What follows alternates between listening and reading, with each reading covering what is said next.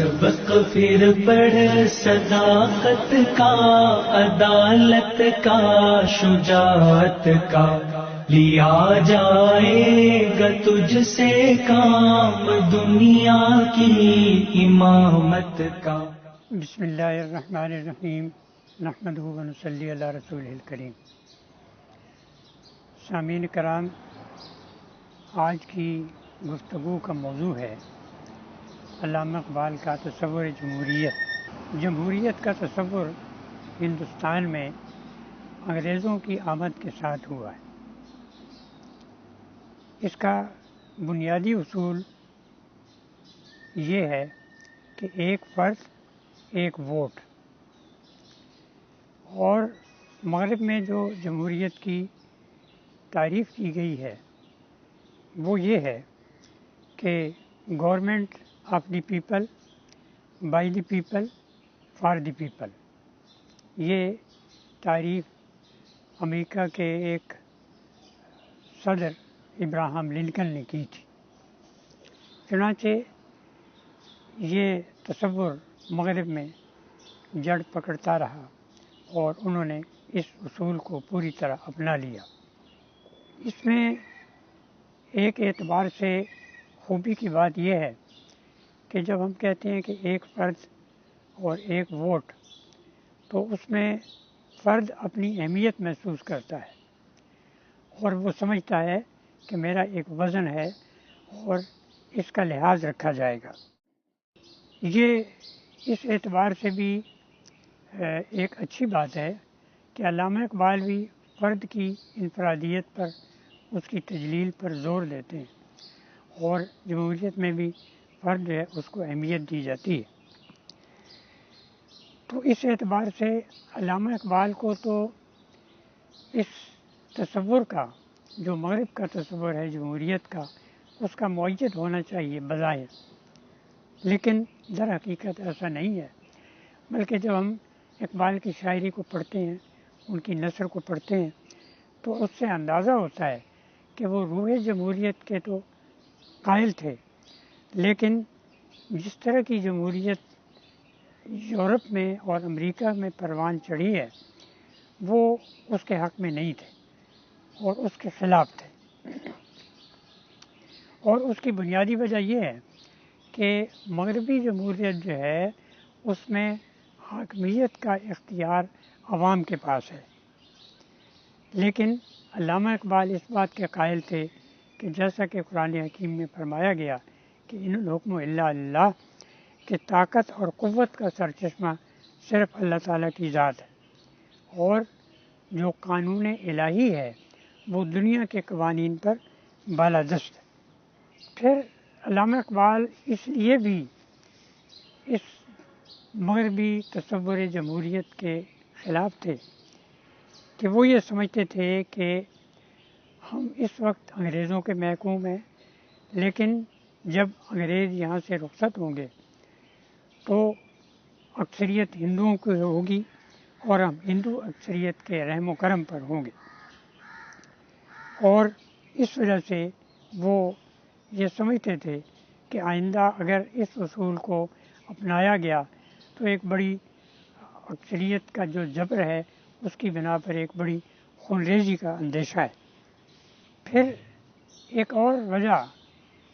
علامہ اقبال کی اس تصور جمہوریت کو ناپسند کرنے کی یہ ہے کہ ایک فرد اور ایک ووٹ میں جو مقدار ہے وہ پیش نظر ہوتی ہے، مگر جو معیار ہے اس کو مد نظر نہیں رکھا جاتا۔ چنانچہ اس کا ذکر وہ اپنے ایک شعر میں اس طرح کرتے ہیں کہ جمہوریت ایک طرز حکومت ہے کہ جس میں بندوں کو گناہ کرتے ہیں، تولا نہیں کرتے۔ یعنی حق اور باطل کا جو فرق ہے، اس کا جو معیار ہے وہ کثرت رائے کے سوا کچھ نہیں ہے۔ اگر باطل جو ہے وہ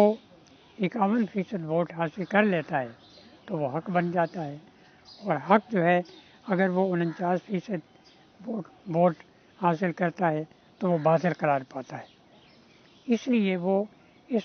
گنتی والی جمہوریت جو ہے اس کے حق میں نہیں تھے۔ چنانچہ ایک اور جگہ وہ یہ کہتے ہیں کہ گریز از طرز جمہوری غلام پختہ کارش ہو، کہ از مغز دو صد خر فکر انسانی نمی آید، یعنی جمہوریت سے گریز کرو کہ کسی پختہ کار انسان کا دامن تھام لو، کیونکہ 200 گدھے مل کر بھی ایک انسان کی طرح نہیں سوچ سکتے۔ یعنی یہ کہ جو بے عقل اور بے شعور لوگ ہیں وہ بہت سارے بھی ہوں تو وہ ایک عقل مند اور ایک دانا آدمی کے برابر نہیں ہو سکتے۔ اور یہ بات اس لیے بھی درست ہے کہ اگر ہم دیکھیں کہ جمہوریت کے اصول کو اپنائیں تو علامہ اقبال اور قائد اعظم ان کا بھی ایک ووٹ ہوگا، اور ایک ایسے شخص کا جو بالکل ان پڑھ ہے اور جسے کچھ شعور نہیں ہے اور جسے کوئی بہت ساری چیزوں کے بارے میں علم بھی نہیں ہے، اس کا بھی ایک ووٹ ہوگا۔ تو ظاہر ہے کہ وہ دونوں کی رائے جو ہے وہ برابر نہیں ہو سکتی۔ پھر ایک اور وجہ یہ ہے کہ جو مغرب کے اہل سیاست ہیں وہ اپنے اصولوں میں لادین ہے، یعنی ان کی سیاست جو ہے وہ لادین ہے،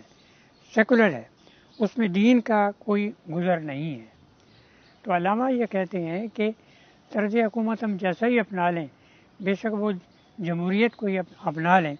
جلال پادشاہی ہو کہ جمہوری تماشا ہو، جدا ہو دین سیاست ہے تو رہ جاتی ہے چنگیز۔ اب اس میں ایک تو یہ دیکھیے وہ کہتے ہیں کہ جمہوری تماشا، یعنی جیسے ایک قسم کا ان کی ناپسندیدگی اس سے ظاہر ہوتی ہے، ایک قسم کی حقارت اس سے ظاہر ہوتی ہے کہ وہ کہتے ہیں جمہوری تماشا ہے یہ۔ تو جلال پادشاہی ہو کہ جمہوری تماشا ہو،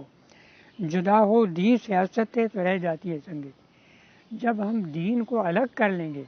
تو پھر سیاست اور جمہوریت جو ہے وہ چنگیزی کے سوا کچھ نہیں ہے، کیونکہ جب ہم دین کو سامنے نہیں رکھیں گے، مذہب کو، اخلاقی اصولوں کو نظر انداز کر دیں گے تو پھر چنگیزیت آ جائے گی اور قتل و غارت اور خون ریزی شروع ہو جائے گی۔ اس اعتبار سے جمہوریت کو وہ ملوکیت اور شہنشاہیت کا ایک نیا ایڈیشن سمجھتے تھے۔ علامہ اقبال کی ایک نظم ہے ابلیس کی مجلس شورا، جو ان کی آخری طویل نظم ہے، اور اس میں وہ ابلیس کا پہلا مشیر جو ہے وہ سلطانی جمہور کے بارے میں کی اصلیت کے بارے میں دوسرے مشیر کے سوال کا جواب دیتے ہوئے کہتا ہے کہ ہم نے خود شاہی کو پہنایا ہے جمہوری لباس، جب ذرا آدم ہوا ہے خود شناس و خود نگر، کہ دراصل جو جمہوریت ہے یہ اصل میں تو یہ بھی شہنشاہیت ہی ہے، ہم نے اوپر سے اس کو وہ شہنشاہیت ہے اوپر سے جمہوریت کا ایک لبادہ جو ہے وہ اوڑھ دیا ہے۔ چنانچہ اس وجہ سے علامہ اقبال نے اپنے زندگی کے بالکل آخری ایام میں 1 جنوری 1938 کو جو ایک ریڈیو کا پیغام دیا تھا، اس میں انہوں نے بڑے افسوس کے ساتھ کہا کہ کمزور اقوام کا خون چوسنے والی استعماری طاقتوں نے جمہوریت، قوم پرستی، کمیونزم اور فاشزم جیسے نقاب اوڑھ رکھے ہیں، اور اس کا سبب یہ ہے کہ وہ لوگ مغرب کے نظریہ میکاولی پر، میکاولی نے جو حکومت کا اور سیاست کا نظریہ پیش کیا اس پر عمل پیرا ہے۔ تو مختصر یہ ہے کہ علامہ اقبال وہ جمہوریت کے مخالف تو نہیں تھے، کیونکہ اسلام بھی جمہوری اور شورائی مزاج رکھتا ہے۔ اگر حاکمیت الہی کا اصول تسلیم کر لیا جائے تو پھر اقبال اسے ایک طرز حکومت قبول کرنے کے لیے تیار ہیں، اور وہ اسے روحانی جمہوریت کا نام دیتے ہیں۔ سبق پھر پڑھ صداقت کا، عدالت کا، شجاعت کا، لیا جائے گا تجھ سے کام دنیا کی امامت کا۔